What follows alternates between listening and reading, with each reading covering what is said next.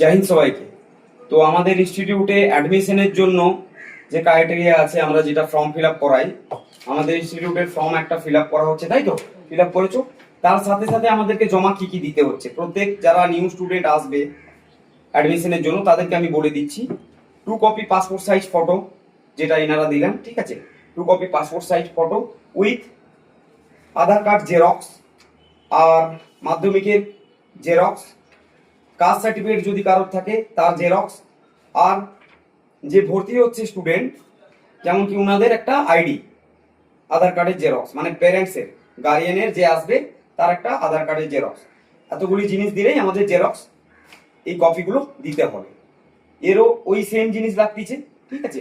তো যারা new admission হচ্ছে, এছাড়া কিছু ডকুমেন্টস তো এখানে জমা নেওয়া হয়নি, শুধুমাত্র জেরক্স কপি আর পাসপোর্ট সাইজ 2 কপি ফটো লাগবে।